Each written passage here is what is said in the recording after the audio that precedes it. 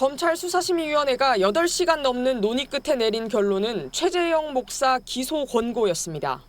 김건희 여사에게 명품 가방을 건넨 데 대해 최 목사를 청탁금지법 위반 혐의로 재판에 넘겨야 한다는 겁니다.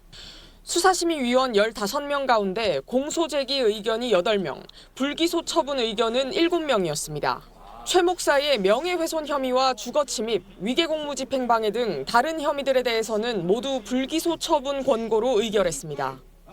수사심의위는 먼저 3시간에 걸쳐 검찰 수사팀 의견을 듣고 이후 2시간 20분가량 최 목사 측 의견을 들은 뒤 다시 검찰 수사팀을 불러 질의응답을 이어갔습니다. 어떤 내용의 청탁을 해서 직무 관련성 인정되는 것이 아니라 두 사람과의 관계에 초점을 맞춰야 된다. 그런 취지로 주장을 했고 위원님들도 관심을 보이셨습니다.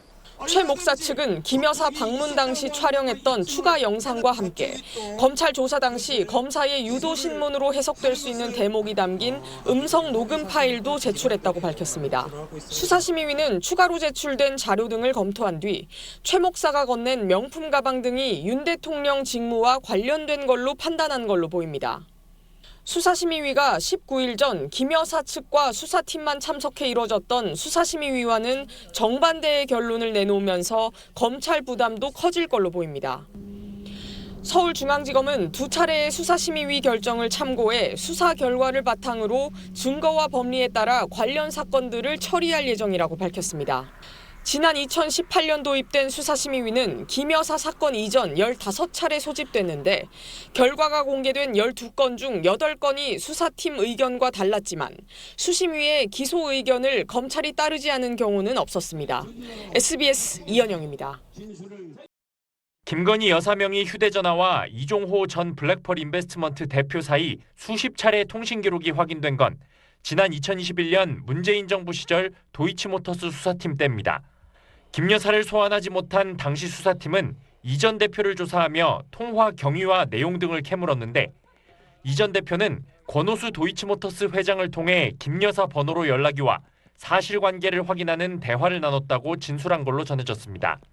현 정부 들어 새로 꾸려진 수사팀도 이 같은 수사 내용을 인계받았지만 당시 통화에 대해 추가 수사를 진행하진 않았습니다. 지난해 김 여사에게 발송한 서면 질의서는 물론 지난 7월 대면 조사에서도 이 전 대표와의 통화에 대해선 구체적으로 묻지 않은 걸로 파악됐습니다. 주가 조작 범행 10년 뒤에 두 사람 통화가 주가 조작 혐의 성립과는 법리적으로 큰 관련이 없다고 판단하고 있기 때문입니다. 이 전 대표는 오늘 당시 통화 상대방은 김 여사가 아니라 코바나 컨텐츠 직원이었으며 검찰에서도 동일하게 진술했다는 입장을 내놨는데 김 여사 측은 이와 관련해 공식 입장이 없다고 밝혔습니다. 하지만 검찰 안팎에선 도이치모터스 주가 조작 사건에 대한 수사가 막 시작돼 아직 이 전 대표의 존재도 알려지지 않았던 시점에 여러 차례 연락을 주고받은 만큼 당시 구체적으로 어떤 대화가 오갔는지 해명이 필요하다는 목소리도 제기됩니다. SBS 원종진입니다. 자, 수사심의위원회가 아직 진행 중인데 어떤 결론이 나올까요? 네, 3가지 가능성이 있습니다. 네.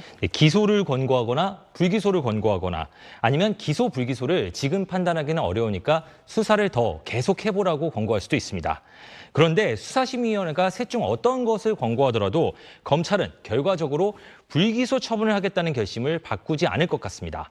가방이 건네진 건 맞지만 직무 관련성이 없기 때문에 처벌이 불가능하다는 입장이 굉장히 강하기 때문입니다.